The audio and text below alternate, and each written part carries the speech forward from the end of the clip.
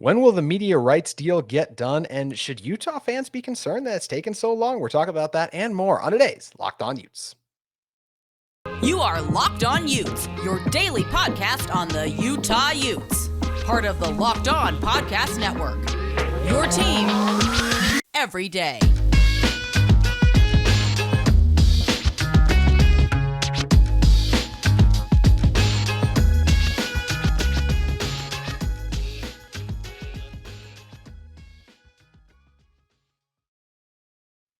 Hello, everyone, and thank you for making Locked On Utes your first listen every single day. We're available on all platforms, including YouTube. If this is your guys' first time watching our show, make sure you guys like and subscribe. My name is Wistrcill, former intern inside the University of Utah Athletic Department. And on today's show, where we talk about a little bit of spring ball stuff relating to the other teams in the Pac-12, a little bit on Utah as well. But first, I want to start with the Pac-12 media rights deal. What's taking so long on it? And in order to help us answer that question, it's the person who, outside of maybe Dennis Dodd, has been covering it the most, and that is Spencer McLaughlin and host of the Locked On Pac-12 podcast. And Spencer, just starting with what's taking it so long, my feeling is it just feels like we know who it's. I feel like we know it's going to come down to. I've compared it to the Aaron Rodgers trade before. We know it's Jets and Packers need to make the deal. They're just kind of both like, well, you need to give us this. Well, you need to give us that. Like either way, like it has to get done. For speaking to that thing specifically, like the Packers will owe Rodgers way too much money. Like they have to do it.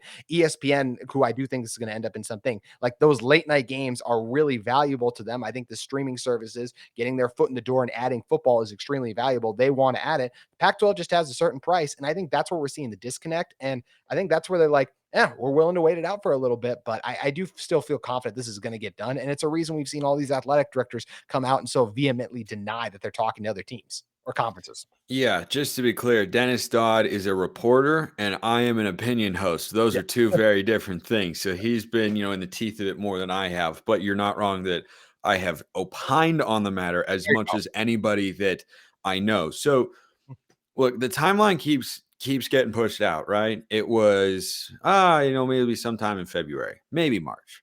Oh, okay. Well, you want to have it done by the conference tournament, right? Oh, No, they're not. No, they're not going to do that. Okay, well, presidents are on the record saying they expect it to be done in mid-March. Yeah, that came and went.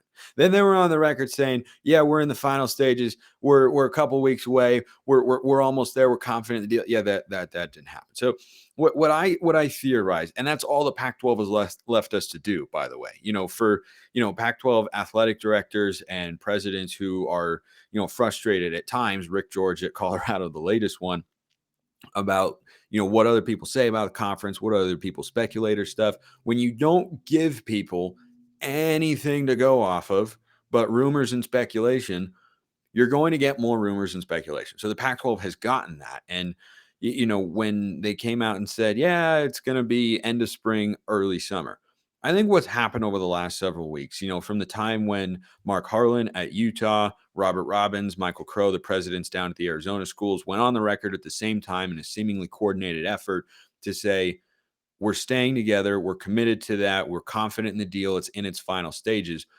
They were doing that, I think, to, kind of fight the PR battle, get people off their backs a little bit, and, put a united front forward. But where I think they made a mistake was saying the deal was in its final stages. Now, it might very well have been, as I'll talk about in a sec, but if you wanted to just present a united front and remind people we don't want to go to the Big 12, which they've stated over and over and over again, each of the four corner schools have said countless times they want to stay in the pack, and people are still just talking about them breaking off and going to the Big 12.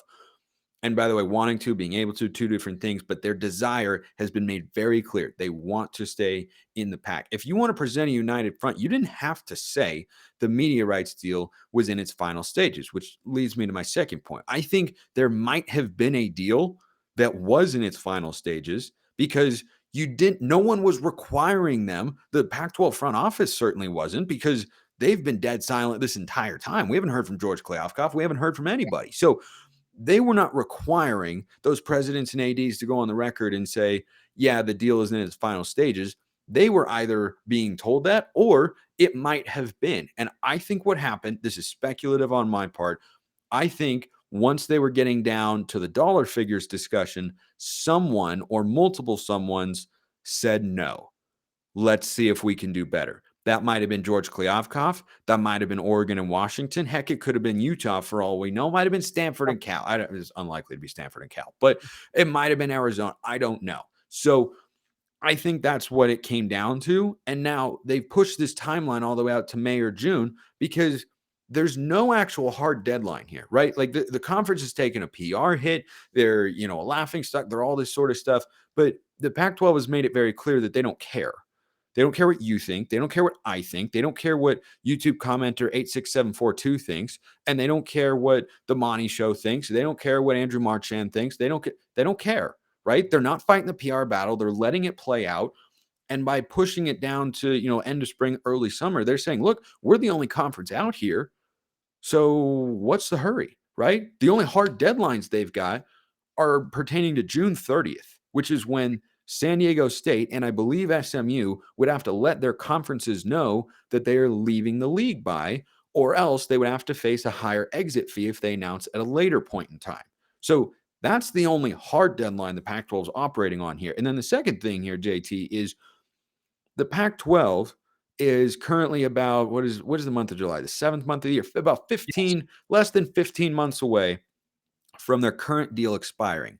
The Big Ten negotiated their deal and got it done 11 months before their deal expired, which was a historic negotiation. So the Pac-12 might look at the Big Ten and say, well, if they got it done 11 months beforehand, what do we need to be done 15 or 16 months beforehand for? We might as well explore all of our options. And that's why I think they extended the timeline so much, right? Where it was middle of March, end of March, couple weeks. Now they've just thrown it out, a couple months down the road because they're looking at it saying, okay, we're going to just explore every possible option here because technically they're able to do that, which is dangerous on the one hand and potentially advantageous in another, depending on who they can get involved. But I think that's why you saw such a big extension on when the deal would be expected to be done or what the next quote unquote timeline is so that they can go explore all their options and try to get something better than what they've been receiving from media companies to this point.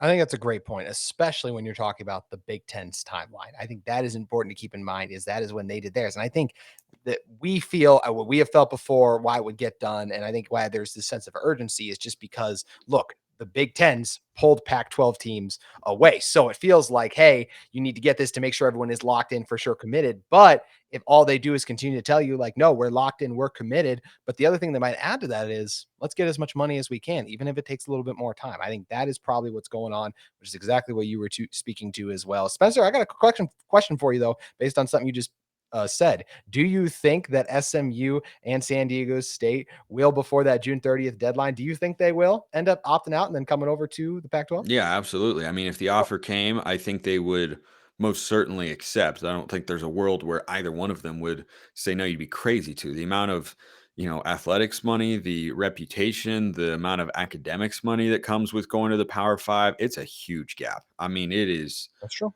It is night and day. So yeah, they would absolutely say yes. And San Diego State, I think, is just waiting for the Pac-12 announcement, right? Like That's the one. they have their president, Adela De La Torre. She has been on the record several times making not so subtle hints about, well, we could be somewhere else. You never know. Yeah. We could make a change. You never know. We're prepared to do that. You never know. And it's like, okay, so it sounds like you do know. And they're a perfect fit for the Pac-12, Southern California. I mean, I could give you a 15-minute spiel on why they're ideal, coming off a national championship game appearance in men's basketball. Just kind of the cherry on top on, why the Aztecs should be one of the expansion teams here. But the Pac-12's got to get that done.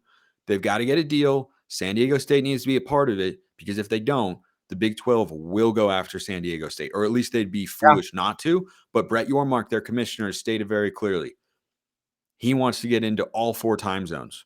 Yeah. He's in the central time zone. He's now in the mountain time zone with BYU. If he wants to get in the western time zone, San Diego State would be a perfect fit. They're a basketball first school and a good football school. They'd be a great fit in the Big 12. They're a better cultural fit in the Pac-12. Makes a lot of sense to your point. It's going to be interesting to see if the Pac-12 can get that done. We're going to continue to talk media rights deal in a moment. But first, I want to talk to you guys about our friends at Built Bar. Looking for a delicious snack, but don't want all the sugar and calories? Then you need the best tasting protein bar ever, Built. You got to try this. If you're like me and you want to make healthier snack choices, but don't want to compromise on taste, I have got just the thing for you. Built Bars and Built Puffs. Built Bars are healthy and tasty, amazing. Seriously, they taste so amazing. You won't think they're good for you, but you got to try them. What make Built Bars so good? Well, for starters, they're all covered in 100% real chocolate, dark chocolate. That's right, real chocolate. And they come in great flavors: churro, peanut butter brownie, and cookies and cream. Spencer, I know you said you like the Mint mint brownie for the win, baby, all the way. mint brownie for the win. And one of the great things about mint brownie and all those other bars is I'm not sure how they do it, but these bars taste like a candy bar while maintaining amazing macros. What's even better is they're healthy, only 130 calories and 4 grams of sugar with a whopping 17 grams of protein. You guys could continue to go to built.com and get them, but you can also head to your local Smith's or Sam's Club to pick up your box of Built Bars today. So make sure you guys head over to your local Smith's or Sam's Club, or just go to built.com to get in on your box of Built Bars today.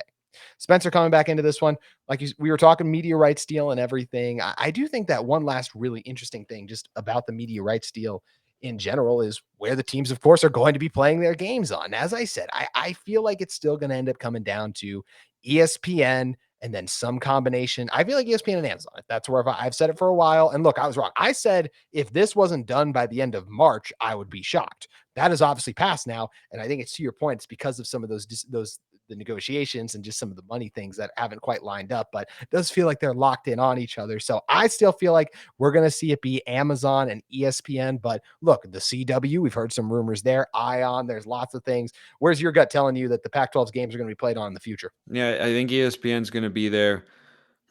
I don't have a great read or feel on whether or not it'll be Apple or Amazon as that primary streaming partner. But given that they're extending it by so much, I just can't rule out that somebody else is going to be in play, right? We've heard the Apple or Amazon, or maybe some combination of the two. Perhaps that's a little bit more of a fringe idea. I think it'd be one or the other for your streaming service, and to pick up a lot of that Pac-12 network content. But I wouldn't rule out, like, why else would you extend it all the way to May in early June if you weren't trying to basically start from scratch with somebody who we haven't heard of from being in the fold at this point in time? So I definitely expect ESPN to be involved. I would prefer Amazon over Apple. I think there's greater potential there in terms of reaching the greatest number of people. They've got way more subscribers to Amazon Prime than Apple does right now. But if Apple offers you the right dollar figure, maybe you have to give them a look on that front, which they certainly would. But I won't be surprised if there are three. I don't think there'd be more than three entities involved. I think you're looking at least two, but I don't see any more than three, I agree. because I don't know what the logic would be of splitting between Apple and Amazon as your streaming partner. But I do see the logic of splitting between two different cable entities, whether that's ESPN and the CW, or if Fox were to get involved again, or if CBS were to get back to the table, or somebody like that. Or I don't know, just like go down the list of all the cable companies that are readily available for your standard TV cable package across the country for millions and millions of homes that people can just catch while they're flipping through channels. So I think that's what we should expect on that front. I'd prefer Amazon, but I really just, Apple's name keeps coming up, and Apple's been aggressive in the sports space, right? They're into the MLS, they're into Major League Baseball. Yeah, Amazon's into Thursday Night Football, but I think when you've made not one but two commitments to, pick up a regular portion of the viewing product for a particular sport as a media entity, makes me think that you might be, really willing to go in there and make sure that you continue progressing in that space. And Apple's a very, very rich company. They are. We know that. We know Yeah. they are a very rich company. That is a good point. And one of the things I said, or I mentioned Not that earlier. Amazon's a poor company, Oh yeah, Jeff to be Bezos. fair. They're doing all right too. I mean, Yeah, they do all right for he themselves. easily bought the Commanders had he chosen to. I know there was that whole thing. His name was all involved in that whole situation. But one thing I did mention earlier, I did want to touch back on, is I said, should Utah fans be concerned? I do not think so, because Mark Harlan's not concerned. I No. trust the leadership. I trust the president's making these decisions. That's why I still think, as much as it's like, what's going on? Why hasn't this gotten done? That aspect of it makes us want to be nervous. We shouldn't, because we trust the leadership involved. And look, I think Commissioner Kaliakov is one that, look, I don't think he's given us a reason not to trust him yet. Has he done a perfect job? No. What commissioner has, though, in general? But I still trust the presidents, and I trust the athletic directors to get this done. Where's your trust level at for those people, and then the commissioner as well? I don't have a trust level right now because I don't really have anything to go off of. I get people Locked On Pac-12 all the time just absolutely ripping and crushing George K. He's terrible. He's awful. He's piloting this thing into the ground. He's terrible. I'm like, he took over a mess from Larry Scott. Larry Scott is someone who we have a tangible amount of information to go through and say, this dude didn't do a good job. And it's his fault. And everyone that was a part of that and such, it's their fault primarily, not entirely, but primarily as to why the Pac-12 finds itself in the situation that it does, right? There were several missteps. Everybody understands that. George Kliavkoff has been in that commissioner's chair for like an hour. Yeah. Okay. He's barely been there. He's made some changes that I'm a fan of, by the way. They've been small in the grand scheme of things compared to negotiating a media rights deal, but I like getting rid of divisions. I think that was a really good move, but that's not, super relevant to the conversation we're having now. So people are just looking at George K and saying, oh, he's terrible because he doesn't have a deal yet. Well, okay, but you can't make a full judgment on him until you actually see the deal. Because here's the thing. George K is, he's all his chips are in the table here. He's got a background in Las Vegas. He knows how to throw money into the middle of the table and say, all right, let's let it ride one way or the other, ride or die. And the longer this goes on, the greater the impact of the media deal is going to be on George Kliavkoff's reputation. Because all the flack he's taking, all the flack the conference is taking, if he somehow, and I don't know that it's particularly likely, I don't anticipate it, but I also don't rule it out. If he is able to get a deal that surpasses our expectations and maybe even surpasses the Big 12, Pac-12 presidents have said they feel confident they can do that. I don't know. If they could have, they would have done that already. But let's say there's a 10% chance that happens, which is kind of how I feel about it. If that then happens, you look back and say George Kliavkoff was brilliant.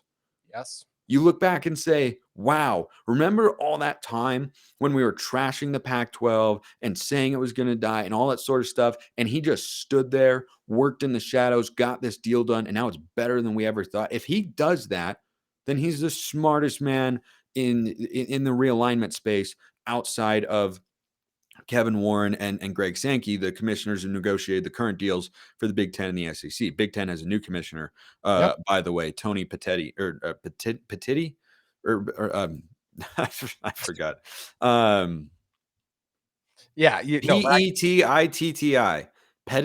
Petitti, Sure.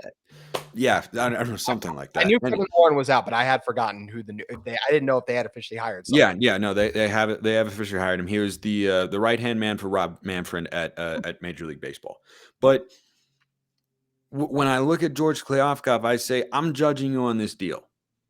If you get something close to the Big 12, then yeah, all this stuff would have been worth it. If you get something above the Big 12, yeah, it was. But if you deliver something that's way below the Big 12, then yeah, it's going to be a much more harsh judgment in my view. But everyone wants to jump to conclusions and say George Kliavkoff is terrible. I'm like, he hasn't given you anything tangible to really judge him on.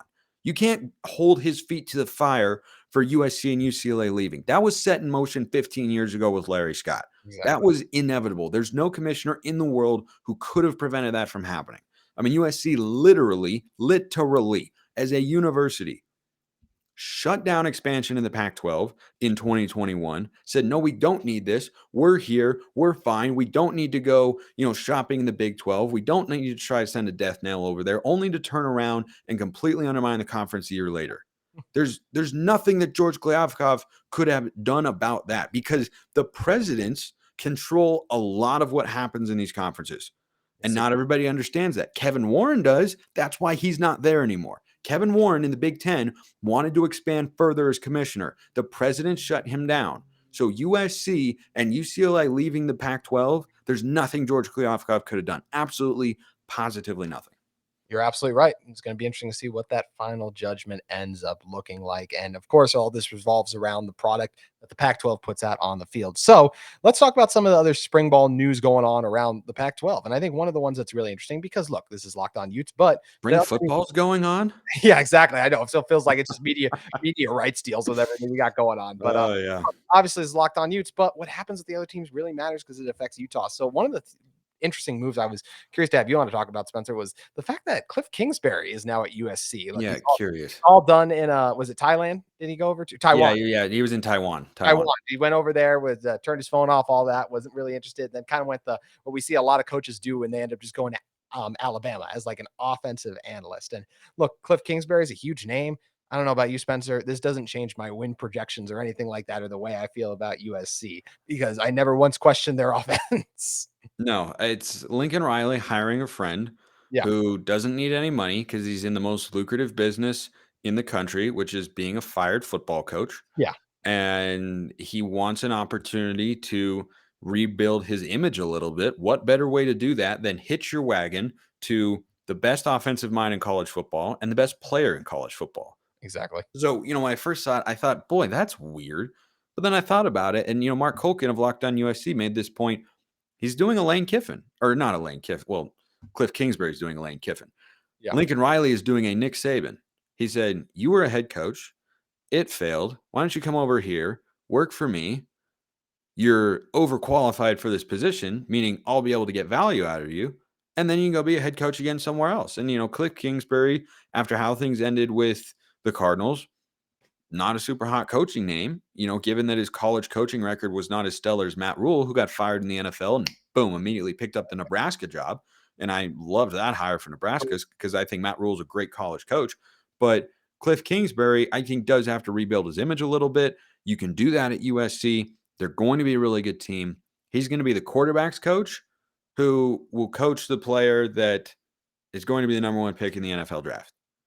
Athletic departments and SIDs and hiring committees across the country, they will eat that sort of stuff up when considering Kliff Kingsbury as a potential candidate, whether for a head coaching or an OC position. You know who else might eat that up, depending on who the team is in the NFL level? Not as Kliff Kingsbury, an NFL head coach, but if Caleb Williams ends up being the pick, could be their new offensive coordinator at the NFL level. Yeah, that's a great call. That's a great call that he could say, "I know this guy, got a relationship with him, I worked with him. I think that's a really good guy to hitch your wagon to if you're Kliff Kingsbury." So it's kind of peculiar. I don't think it's ground altering. I don't suddenly view USC as a recruiting. He's an offensive analyst and quarterbacks coach. I don't think he's even going to do much recruiting. I think he's just there to coach football. Yeah. And that's all that he needs to do. It's all USC wants him to do, and he's a good offensive mind. So I think that's something that Lincoln Riley sees as a plus, and he's also his friend. And we know Lincoln Riley likes hiring his friends, as most people do. So yeah, it's kind of strange, but then also makes a lot of sense. Exactly. I think it does make a lot of sense. So it's going to be interesting to see how it plays out. And as we said, the whole reason one of the biggest reasons Kliff Kingsbury is there is obviously the relationship with Lincoln Riley. But I think the chance to work with Caleb Williams is really appealing overall. But there's also obviously not just the only quarterback situation going on in LA. We know how secure Caleb Williams is. UCLA has also got a little bit of quarterback battle of their own. And look, we've talked a lot about the Utah spring quarterback battle on this show, but this is a very different one because look, whoever is the quarterback that starts the first game or whatever for Utah, we hope it's Cam Rising. But if it is Brandon Rose, if it is Nate Johnson, if it is Bryson Barnes, they're not the long-term starter. Whoever wins the UCLA job is genuinely going to be the long-term starter. I still feel like this is going to end up being Dante Moore. Have you heard anything from spring camp that has really deterred that from you? I have not right now. I think that's about as close to an open competition as you have. By the way, I believe the new Big Ten commissioner's name is pronounced Petiti. Um, There you go. anyway, just an aside. But I think you look at UCLA's quarterback room, it's one of the biggest questions of the conference. I mean, UCLA was a player in the Pac-12 championship picture last year. They, of course, beat Utah. They very nearly beat USC. They started 6-0. They beat Washington. Like, they were a really, really good team. They influenced who ended up playing in the Pac-12 championship game. They could do that again this year, but they don't have Dorian Thompson-Robinson anymore. And you're looking at a guy in Colin Schlee who is coming over from Kent State with some experience. I don't know a ton about him, but generally you add that sort of transfer, he probably has an inclination he's going to be able to play. Dante Moore's a 5-star freshman. They flipped him from Oregon at the last second. Highly sought after recruit, super refined, high floor, high ceiling sort of quarterback there for the Bruins. But then you also have Ethan Garbers, I'm pretty sure, is still in that room, right? So I don't know which direction they're going to go. I liked what I've seen from Garbers. I thought he should have transferred to Cal. They took Sam Jackson from TCU instead. But, that is, I think, one of the most intriguing elements to spring football this year. Who emerges as the quarterback there in Los Angeles for the Bruins? It is going to be really interesting. Just like as I said, it's going to be fascinating to see if Cam isn't ready to go. Who's going to be the guy? It seems like it's going to be Brandon Rose for Utah, at least at this moment. But Bryson Barnes has a lot of experience, and we'll see when it comes game time if they do end up going in the direction of a Brandon Rose, or if Nate Johnson can get back up to speed. Will he be involved in it? We'll be talking about that a lot more on next week's Locked On Utes show. But there is one other spring news I just think is very interesting. It just speaks to what's going to be one of the storylines in the Pac-12 this coming season, Spencer, and that's of course Colorado and what Deion Sanders has going on. Ah, yes. Their spring game attendance, my gosh, it is based. I It's going to believe be on national television. Their spring game will be nationally televised. nationally televised. I've never seen hype like this before. It's why I said, man, I can't remember if I've asked you this before. I really do wonder if USC might have the biggest target on their back still, but man, I think it's 1A, 1B. I think Colorado has a massive one too, because I think a lot of people are really going to be excited to get the chance to be a Dion. But it just shows Yeah, how excited I everyone is I about think Colorado. that's more. I think that's more a feeling for fans than it is for players, because Colorado is probably That's going to true. be a 4 or 5 win team this year. That's true. Like they are adding a bunch of talent. Yes, they're so much better than last year, but their schedule is brutal. But they're coming, Spencer. They have they have a quarterback in Shedeur Sanders who has to make that FCS to FBS jump. We've seen it before. Cam Ward did so successfully, also had some bumps along the way, and I don't think Shedeur Sanders is more talented than Cam Ward. So I think that's a reasonable expectation that a year of growth is probably to be expected. Doesn't mean he can't be productive. He probably will be at some level, but will he be the best version of himself that he could be next year? No, I don't think so. So you have all those elements, and then all these transfers, all these players coming in. But look at where they were starting from. Lincoln Riley revitalized the USC roster that still had 4 and 5-star talent on it, right? Colorado, there was nothing. There was nothing in the cupboards when Deion Sanders took over. There's now something, but it was so bad last year. It can't only take 1 year. I just cannot see that happening. If I'm wrong, then Deion Sanders is about to be, he's about to be the biggest story in college football, maybe anyway, but he would take it to another stratosphere if he got them to a bowl game this year. I don't see that happening. I think that can happen in year 2 for him, but year 1 in Boulder, got to keep expectations a little bit temperate. You should win more than 1 game, and you should be competitive more so than you were last year. Like, those are reasonable expectations. But if they get to a bowl game, that'd be incredible. I mean, if like 6 or more wins, ridiculous turnaround, and he might be out of Boulder in the following season. But that's that's a conversation for another day. But yeah, I mean, the one thing you can always say about Deion, he's interesting. He gets attention. Yes, he does. He's a big name. He's flashy, and that's something Colorado has been missing for a long, long time. And that's why they made the hire. Exactly. It's going to be fascinating to see how it all plays out over the course of when the season rolls around. And of course, we still got some spring football. It'll be interesting to check it out on ESPN and just see what kind of a production and everything they make out of it. If you guys want more information on the Pac-12 as a conference, make sure you guys head over and check out Spencer McLaughlin on Locked On Pac-12 podcast. You guys can give him a follow at Smalls_55. Look how perfectly hung that flag is, Spencer. Yes, I know. It is perfectly aligned with the same amount of blue space on either side of the banner there. It is perfectly balanced, as all things should be. Right, Thanos? Yes, very right. That is a perfect way to end this one. Spencer, appreciate you coming on. Of course. For more Utah content, make sure you guys keep it with us next week. We are a week away from the spring game. We'll be diving into all that and a little bit on the NFL draft, as the Utes are hoping to have a couple players drafted on next week's Locked On Utes.